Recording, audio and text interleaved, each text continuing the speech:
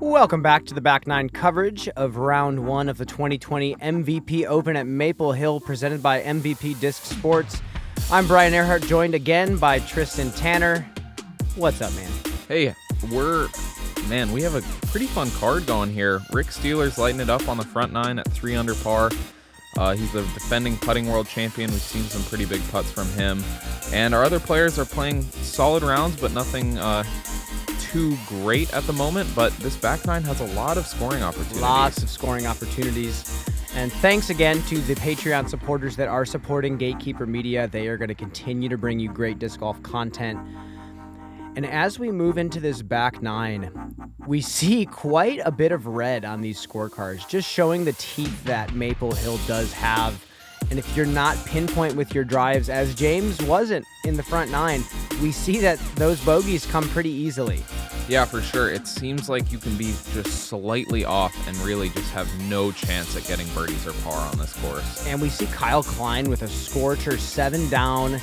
Definitely attainable for any of these players on this card right now. Hole number 10, 380 feet, straight uphill, par 3.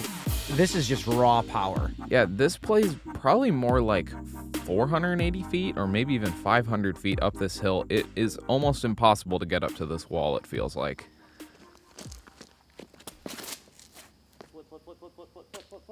And he's yelling at it to flip. The left side of this fairway is a little hairy if you want to get up to this green. I believe that was a dimension or an octane from Rick. James ripping that one. Oh, and that's a perfect line. Probably going to skip a little bit. Yeah, that's circle one. That's great.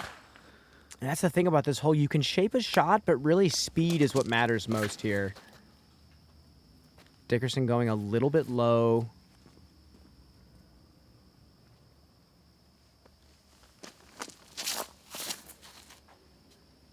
Oh, and he just misses that guardian tree, and Calvin has thrown a bomb. Oh, my gosh. It was almost like the hole was made for him. Come on. He's going to have his little basketball shot putt into that basket. Wow, that was an incredible drive. Dickerson puts himself pin high, circle's edge.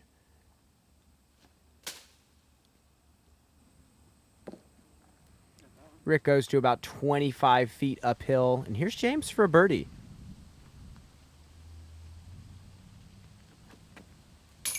Yes! You see James just outside the circle on that one.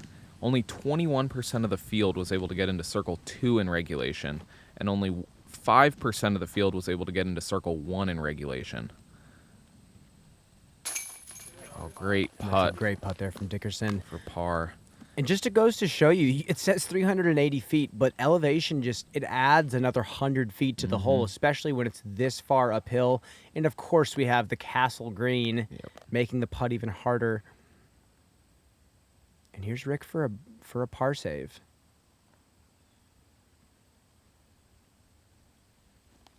Stay up.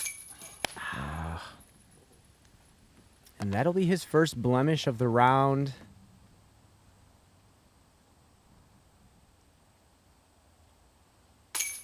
Ooh. Yep. Basketball putt. I got it, man. Oh, buckets.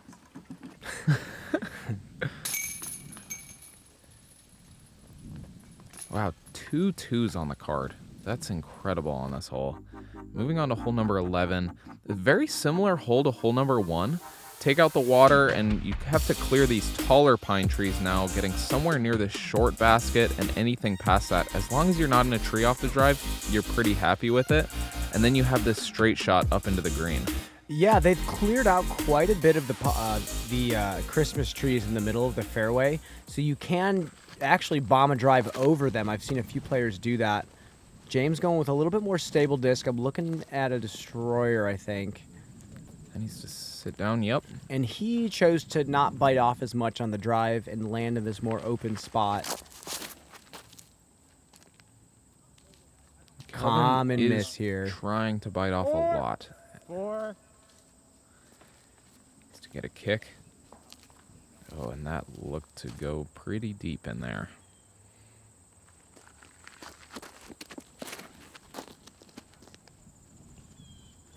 And that looks like an overstable disc, and that's going to be fading out into a pretty solid spot. Ah, it's so close to being in such a pristine position, but he might be a little bit too far left now. We'll see what he has from there. That needs to come out. And it is fading into a pretty good position. Yep, right there somewhere near Great spot there James. from Rick.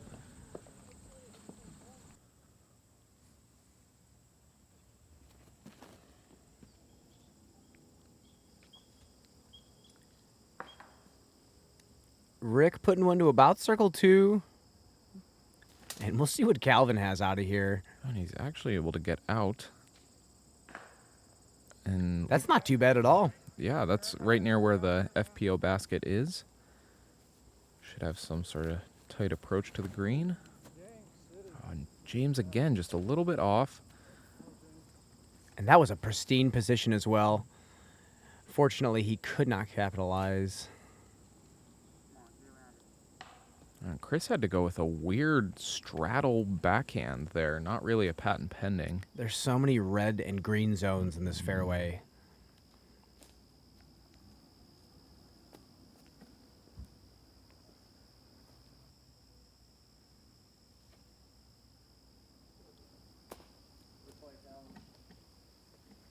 Calvin will take the par.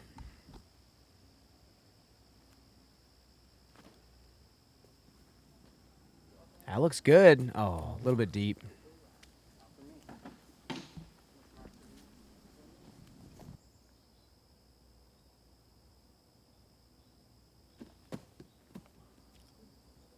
Oh, great bid there from Rick. Yeah, this second shot is one of the tougher second shots in the course because wherever you are in the fairway, the shot completely changes. Even 10 feet left, right, deep, back. There's just so many little pine trees in the middle of the fairway to shape that line. James, unfortunately, having the most open look, could not capitalize and now has to save par here. And he does.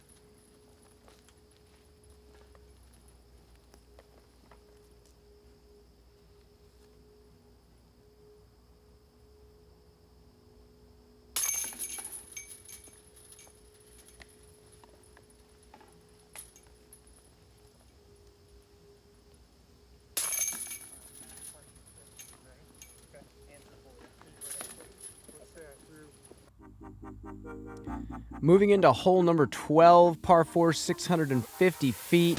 For the righties, they have to kind of challenge these trees on the right side, throwing some sort of big flex shot uphill. You want to land right about where this basket is if you have the power for it. Otherwise, you're throwing this uphill, then downhill, quickly approach shot with this funneled, protected green. Really fun hole. Yeah, this is one where there's a lot of space off the tee shot, but it does require, again, a very precise placement. And this looks to be turned over maybe a little bit too much from James, but he'll be just fine Still there. in position to get up and down potentially for a birdie.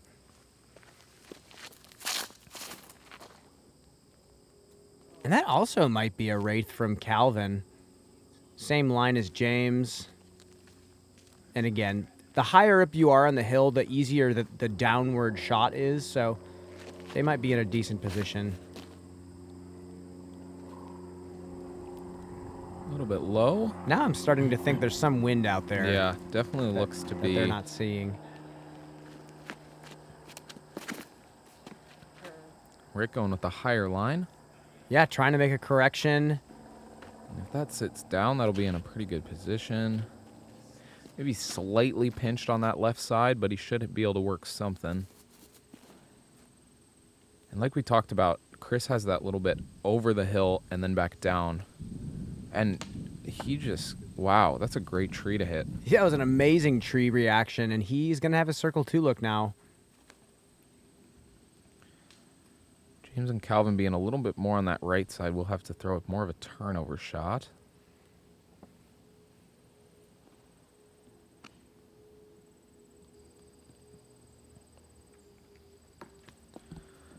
Okay. Wow, there's no trees over there apparently. Never, and he'll have about a 28-footer for birdie.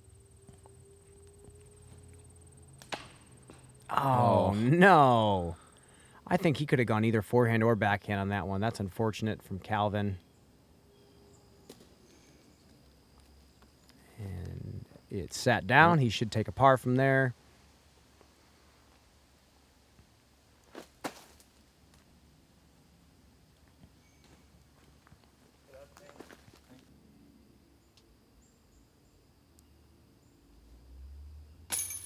Oh. That looked to be like a germ putt again. Yeah. And I think it's a fantastic scramble tool. It's very borderline abusing the rules of foot faulting and step putting. But as long as that foot is up before you release, you can definitely start as far forward, in front of your lie as you want.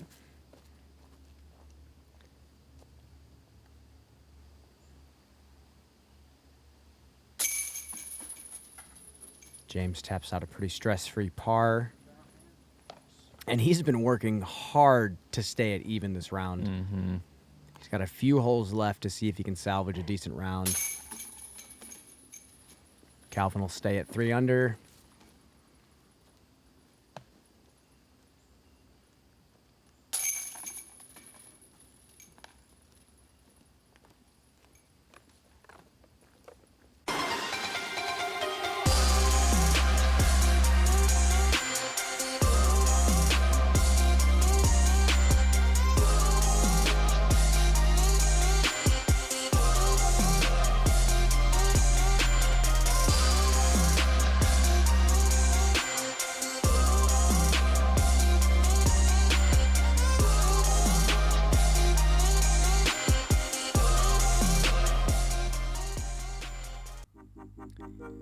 And here we are, hole number 13, par 3, 405 feet, super downhill. One of the most fun tee shots we get to throw all year. Yeah, this is one where we had a little bit of a headwind today, and traditionally people play either a mid or putter on this hole, and it just made it a little bit tricky with the wind, trying to control your angles going this far downhill. And Rick is going to go with an ion, so he throws it nice and high, slow drift to the right, keep coming. Go. Oh, that's a phenomenal shot. And that's going to be, I think, inside circle 1. Yeah, and that ditch is really a great place to land. Leaves you about 20 to 25 feet every time. And I think, is that James going with a putter as well? Yeah, that's probably one of his JK AVRs. Maybe a JC AVR. JC AVR. That'll be about circle's edge. And there you see James and Rick put a lot of hyzer on those putters they threw, and then Calvin just did not follow suit.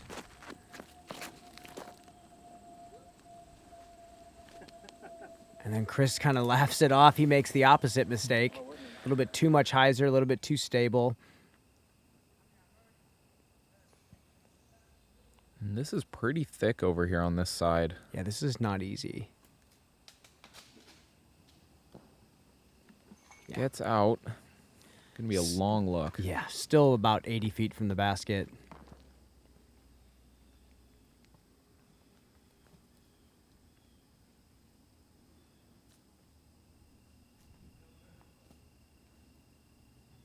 Dickerson right at the mouth of this gap. Falls to a knee, going some sort of trick sidearm here.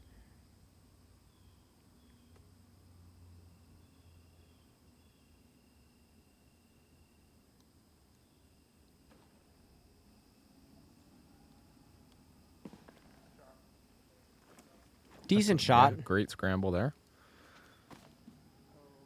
Sit down. Oh, good tree there. This basket does have the slope all the way around the back side of it.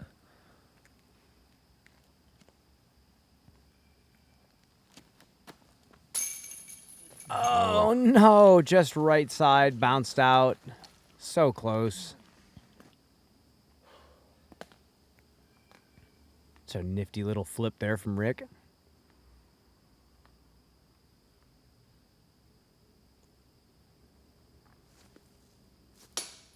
Oh, just off the top.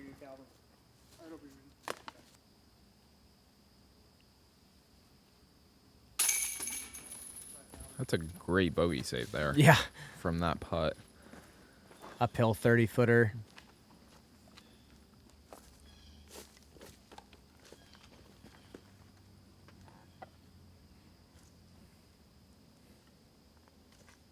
And these are the putts you just can't bleed strokes from.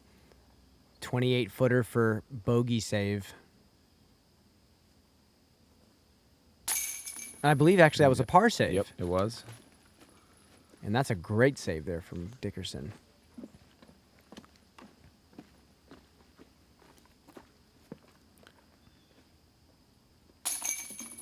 Rick and James should be cleaning up pars after their unfortunate birdie putt misses.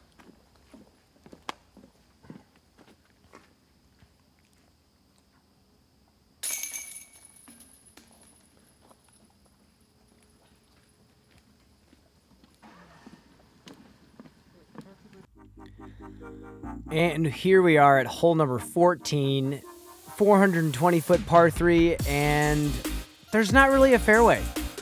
No, it's just water the whole entire way, and then you have the basket right after that. I mean, the trickiest part is the fact that we're teeing off from behind the lake, and there is wind happening out there. So getting a good read on where the wind's going, this is actually a fantastic shot from Rick. Go in the bucket. Oh my gosh. What? I guess there was no wind and it was what? Oh. Holy cow. I guess the hole's easy.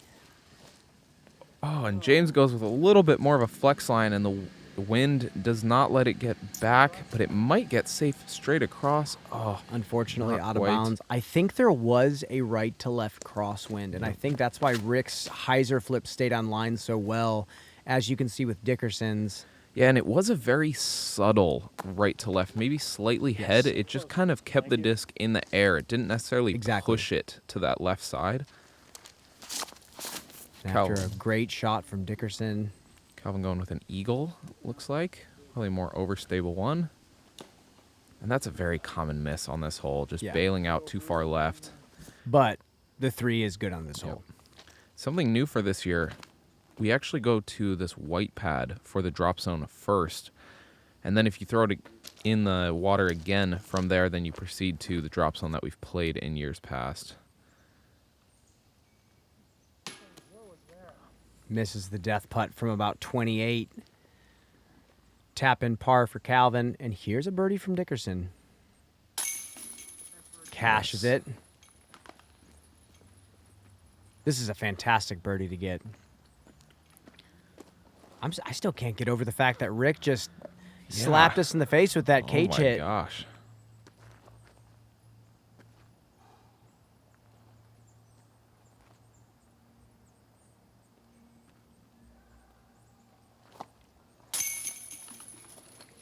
It's a good save there from James.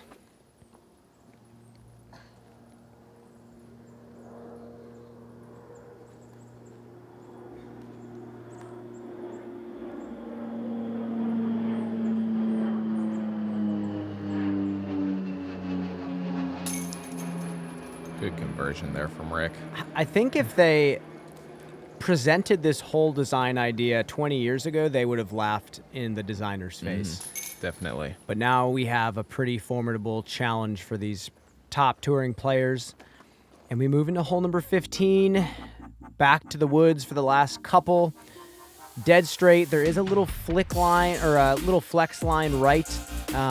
This is one of the birdies that a lot of players are trying to get right under the basket. Yeah, pretty much.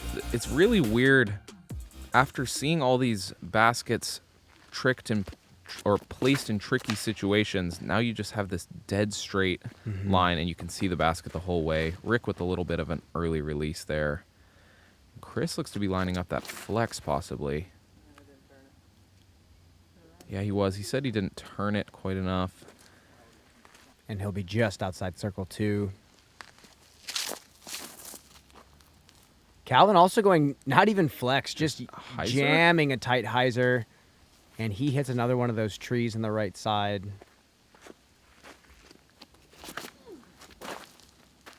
Putter? Yes. Oh, barely missed. Oh my God! How many times are we going to get a basket hit today? I want an ace. Holy cow. That was amazing from James. 350-foot putter shot.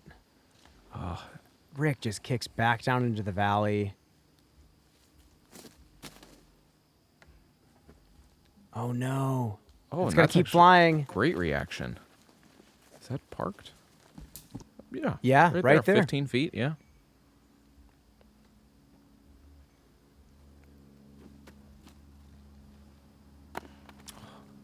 So close there from Dickerson. Oh gosh. Settle down. You gotta come back by.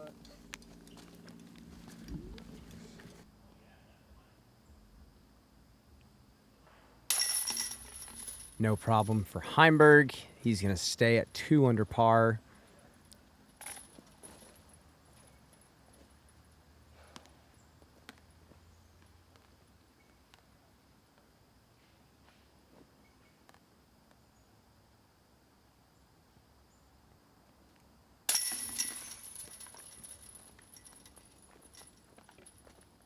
Rick's going to take the bogey and move to 3 under par. Still a solid round with 3 holes left.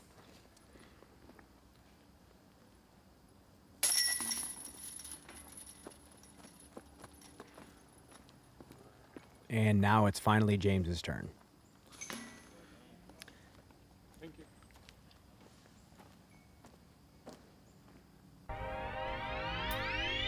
What do you think flatness and stiffness on this? Somewhat flat, neutral stiffness. Danny, this is a sick one. Dude, I gotta get through all these today.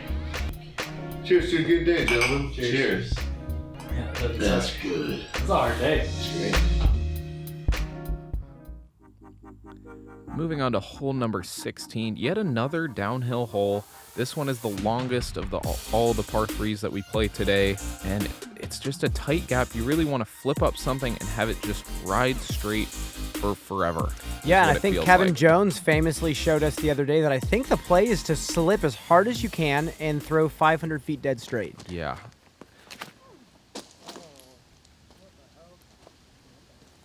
James just kind of full of misfires today. Doesn't look fully dialed. As you can hear him say, what the hell after that shot. He's going to be a little bit right.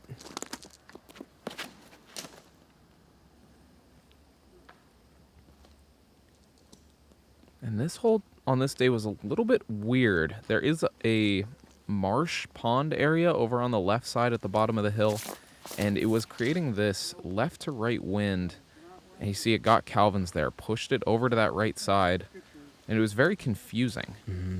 Yeah, and Calvin's going to be in the middle of the fairway after that. He'll have a nice little shot for a up and down par. Yeah, and there's the wind again, and that's the roll bounce you do not want to have from Rick. He's going to be tight on that left side. I think he's still in bounds. That's a good up there from Calvin.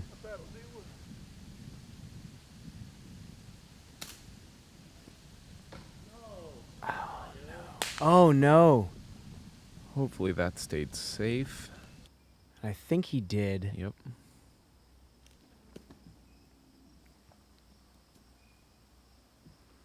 That's going to be another 4 there from Rick.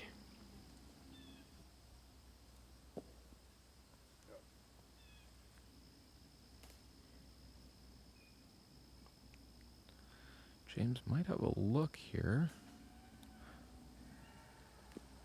Probably a little bit of a run. I think he's happy with the 3 on this one. If you hit early off this tee, there's just so many big numbers that can come into play. And as you saw, Rick almost kicked out of bounds on his second shot. And I've seen it happen more times than I'd like to admit.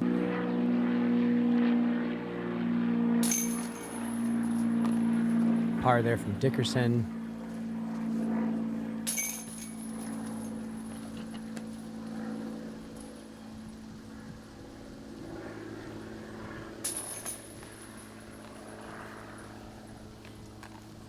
Bogey cleanup from Rick. Now we have 3 players at 2 under. And moving on to hole number 17. Yet again, a pretty big tee shot on the par 4 where you can just kind of rip one. You're trying to get it to move right. And this is one that is eagleable for some players. Yes, the righties have the opportunity to throw a giant towering flex shot that can kind of sneak into this gap and give them. I've seen circle 1 looks on this hole if you do hit it right and the wind is right. One of the easier birdies in the course. James wants the eagle. He's going wraith. Oh, and that didn't get any turn out of his hand. And he is going to be able to work with something from there. Probably a little slate hyzer on a putter. There's, I believe, a D2 from Dickerson. I think by the way that disc was kind of slammed down. I mean, that's a great shot. But it looked like he was pushed a little bit hard. There might have been some sort of, like you said, off the lake, that right to left on this hole now. That was left to right on 16. Looks great if it stays turned. And it does. Just past Chris Yeah. is there. That should be an easy up and down for the birdie.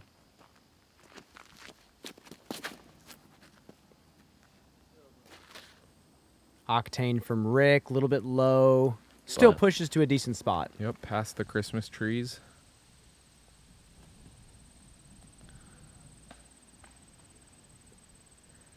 A little bit low on that. Gonna have a putt left to make.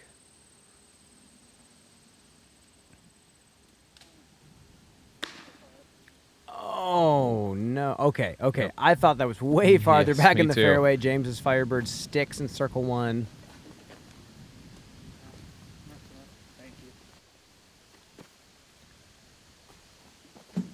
And that's really what this hole is. Smash a drive, lay up a putt. Exactly.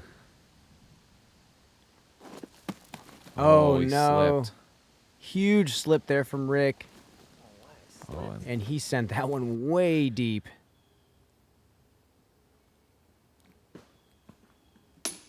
oh. So unfortunate. He gave everything he had to that putt trying to save the par. And there's a birdie from James. He's turned the round around a decent amount after kind of a rough front 9.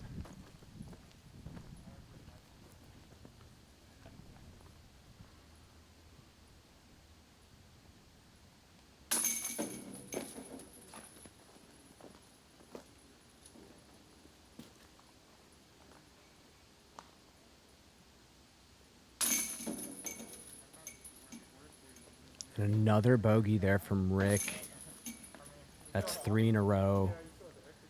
And I believe he's back to even par, potentially He's at one 1 under. under. Moving on to hole number 18. A couple years ago, we started playing this tee a little bit farther back, down a little bit lower, which makes this drive so much trickier. Trying to get somewhere in this area with either a backhand or forehand, which leaves you a left to right shot into this iconic green. Oh, yeah, with the bleachers in the background, the rock walls, it's such an embodiment of New England disc golf. And I like to say this tee shot from this new tee pad is more of a European-style hyzer flip. Seppo and Vino, when they came here in years past, had this shot perfectly. Yep. Subtle hyzer flip to flat, and then as it's catching nose down, it drifts back to the right. Oh. After James goes out of bounds, Dickerson also scrapes the rock wall.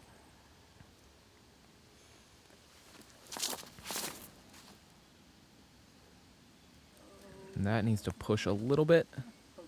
Catches some limbs, but that should be okay. Yeah, it's going to be a solid position for Calvin. And that is a flippy octane from Rick. Oh, that's great. Great position for him. And being more on that left side does let you see more of the green. Oh, and Chris trying to go roller. That was a bit aggressive there from Dickerson, Yes. but I've seen him pull off way crazier. I would assume this is just going to be a layup. Getting away from him a little Oh, bit. no. Wow.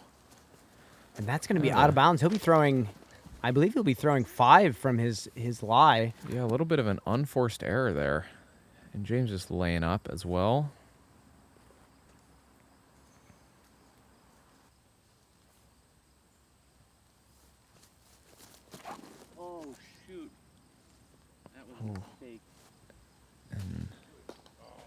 And Rick knew that right out of his hand. That's going to be out of bounds. I believe he will take it from the drop zone if that did hit land.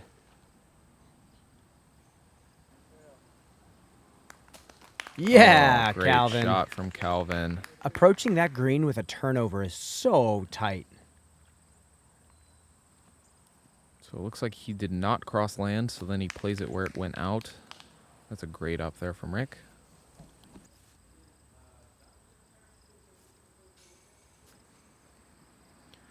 Tight gap. Oh, that's a great shot from Chris. Mhm.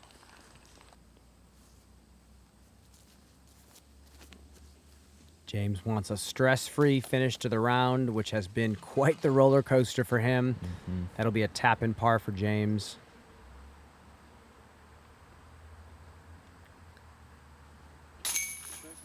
That's a great birdie to get to finish out your round. Calvin finishing at 4 under par. Tied for 9th at the moment. And there's just something missing from not tapping out and hearing a giant round of applause from the huge New England crowd that shows up. We appreciate you all watching this coverage, but man, we wish you were here. Oh no, an unfortunate 4 in a row bogey streak from Rick. He's going to finish at even par. Still not too shabby for the rest of the field, but definitely not what he wants. Chris with a double bogey on the last, finishing 1 down, and James finishing at even after that roller coaster of a round. 61. Looks like we're going to have better conditions for round 2. Be sure to come back and tune into that. Yeah, it was, I think Maple Hill showed its teeth today. I think some of that swirling wind really got the best of some of our players, and lots of red on the scorecard. As you can see, Andrew Fish from Maryland shooting a 9 under par, clean round, no bogeys. We have some sweet players on these lead cards and chase cards. We will catch you on round 2 coverage. Again, thank you to our patrons, and also subscribe to Gatekeeper Media on YouTube, and we will see you for round 2. See ya.